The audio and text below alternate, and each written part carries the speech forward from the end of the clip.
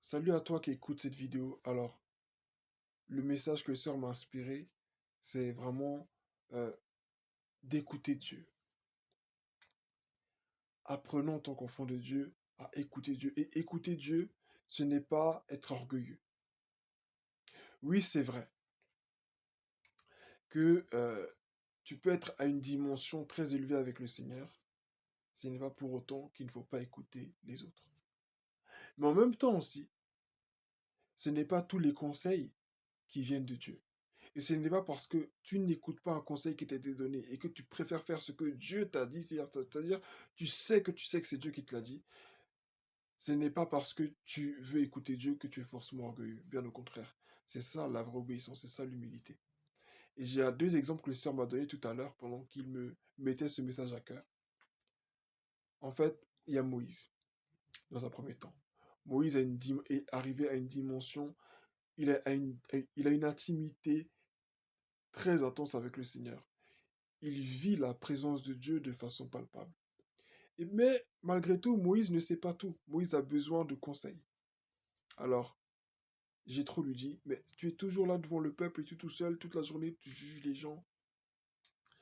Choisis parmi le peuple des sages, des anciens, qui vont, qui vont t'assister dans cette tâche. Des personnes qui vont, qui vont occuper ces rôles-là. Parce que tu te fatigues beaucoup. Moïse a pris ce conseil en considération. Pour nous montrer que quoi? On peut avoir une haute, une haute, haute connaissance de Dieu, on peut avoir une forte proximité avec le Saint-Esprit et pour autant avoir besoin des conseils. Jéthro, son beau-père, n'était pas allé sur la montagne comme lui, en tout cas pas à ce que je sache. Il n'avait pas connu Dieu comme lui l'a connu, mais cependant, il lui a apporté quelque chose qui allait l'aider par la suite. Ça, c'est pour dire que même si on est arrivé à un certain niveau avec Dieu, on peut écouter les conseils. Mais il y a un autre exemple dans la Bible encore que je vais donner. C'est celui du prophète de Juda dans le livre de Deux Rois. Dieu lui a dit, là-bas où tu vas, tu ne manges pas, tu ne bois pas, tu n'acceptes pas de présent ou quoi que ce soit. Il va à Juda, il prophétise parce que ils avaient commencé à adorer des idoles et tout ça. Il prophétise, il parle au nom du Seigneur.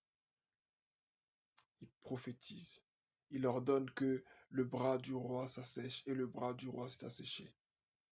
Il a accompli des prodiges extraordinaires de la part du Seigneur, ce prophète en question.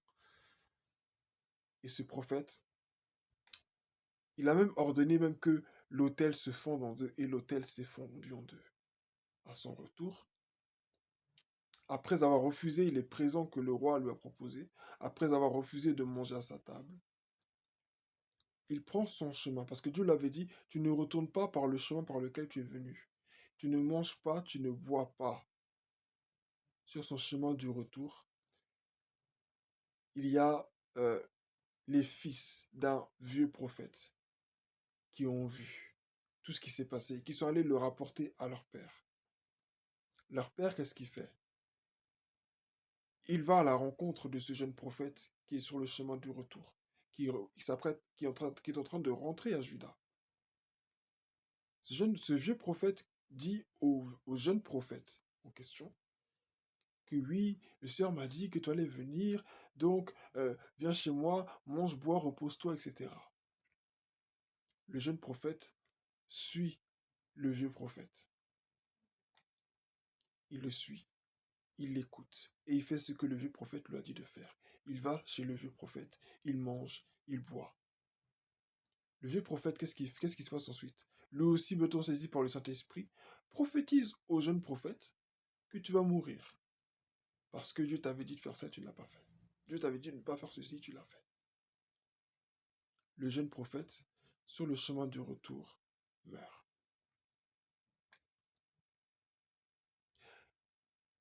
Même si c'est ton pasteur, même si c'est un responsable, même si c'est ton parent, si Dieu t'a dit de faire une chose, même si cela semble insensé, ou si Dieu t'a dit de ne pas faire une chose, ne la fais pas.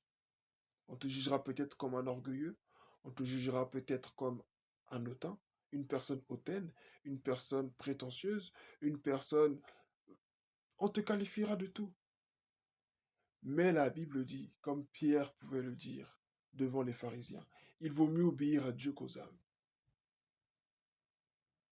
La Bible dit, soumettez-vous aux autorités. Oui, mais la Bible que l'on lit, en fait, elle est équilibrée. Donc on ne peut pas prendre un verset, le sortir de son contexte et en faire une généralité pour dire, c'est comme ça et c'est tout. Non, parce que dans l'autre côté là, de la même Bible, l'inverse aussi est écrit, dans un contexte bien précis.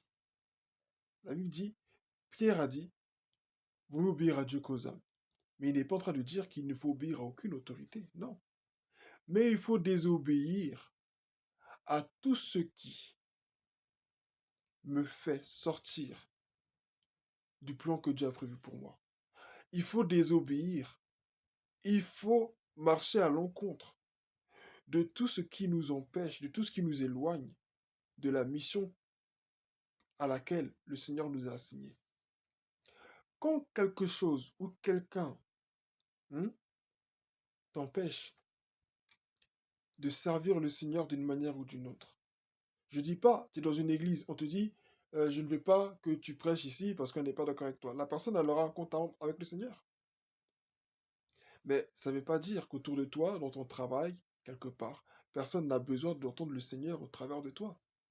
Donc même si tu ne t'arrêtes pas à l'église pour prêcher, le Seigneur saura comment faire fructifier le don qu'il a mis en toi d'une manière ou d'une autre.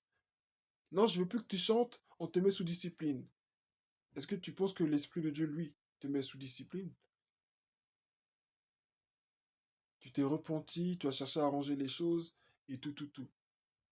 Mais malgré tout, on ne veut pas te redonner la place que le Seigneur t'a donnée. Attends-toi au Seigneur, en sachant que ce pourquoi le Seigneur t'a appelé, il te permettra d'entrer dans cette mission-là en question.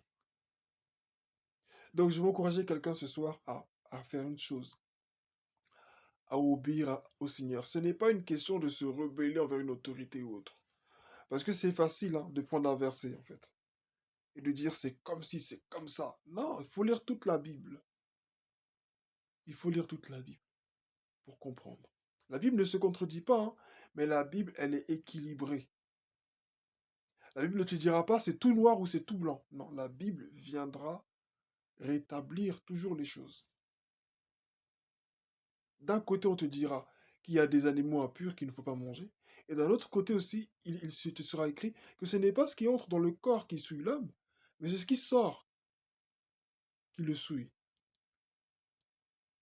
La Bible dira, la Bible dira que aussi, toutes choses anciennes sont passées. Et voici maintenant toutes choses sont devenues nouvelles.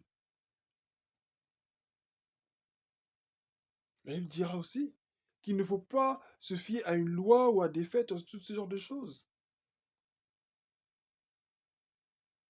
Que personne ne t'influence en prenant dans la Bible des versets qui les arrangent, dans le but de t'empêcher de faire ce que tu as à faire. Que personne ne te le fasse. Ne te laisse pas influencer, ne te laisse pas intimider. Non, si vous faites ça, vous vous rebellez contre l'homme de Dieu, on va vous maudire. Si c'est Dieu qui t'a appelé à faire la chose, personne ne peut te maudire pour la faire. Ceux-mêmes qui te maudissent là, leur malédiction, elle retombe sur eux-mêmes. Je te le dis, c'est la vérité. Il faut obéir au Seigneur. Fais ce que Dieu te demande de faire. Dans la Bible, il y a toutes les histoires, tout est dans la Bible. C'est vraiment le message que j'avais à cœur. Parce que des fois, tu peux être orienté en fait à faire quelque chose et on peut ne pas comprendre ce que tu fais. On peut ne pas comprendre dans quelle direction tu es en train d'aller. Ah, mais qu'est-ce qu'il fait? Mais qu'est-ce qu'elle fait? Mais c'est pas ce qu'elle avait dit au début. Mais c'est pas comme ça que c'était censé se passer. Tu es allé devant le Seigneur. Tu as pris du temps pour prier et Dieu t'a parlé. Et après tout ce que tu as vécu dans la présence de Dieu, tu vas revenir là pour écouter ce que quelqu'un va te dire. Dieu, l'esprit de Dieu n'est pas un esprit de désordre, c'est vrai, c'est un esprit d'ordre. Mais tu dois savoir que si Dieu t'a dit de faire ça, c'est qu'il a tout ordonné d'avance pour que ça arrive. Et même s'il y a de l'opposition, c'est à toi de toujours prier, c'est à toi de toujours revenir au Seigneur. Moïse, il était devant Dieu. Dieu qui s'est révélé à lui, Dieu qui s'est révélé à Moïse au travers du buisson ardent qui ne se consumait pas. Amen.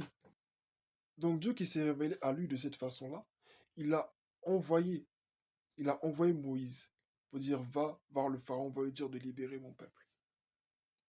Et combien de fois Moïse n'est-il pas allé devant le pharaon? Combien de fois est-ce que le pharaon ne lui a pas dit non, je ne libérerai pas ton peuple? Dieu a envoyé les plaies, Dieu a envoyé plein de choses. Le peuple n'a pas été libéré sur le champ.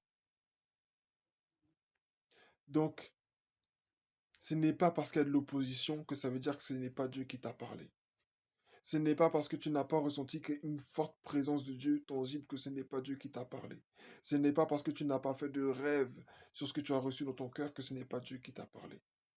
Dieu parle tantôt d'une manière ou d'une autre. Mais c'est nous qui ne sommes pas attentifs. Dieu veut faire de grandes choses au travers de toi. Arrête de douter. Vas-y. Même si on dit que là-bas, c'est pas bien payé. Même si on dit que là-bas, personne n'est ressorti vivant. Même si on dit que là-bas, c'est bizarre. Si toi, Dieu t'a dit d'aller, vas-y. Prends le temps encore devant le Seigneur s'il le faut. Pas pour être incrédule, non, mais pour être équipé maintenant. Pour aller, vas-y. Prenons courage et sachons que Dieu nous appelle à le servir. Amen.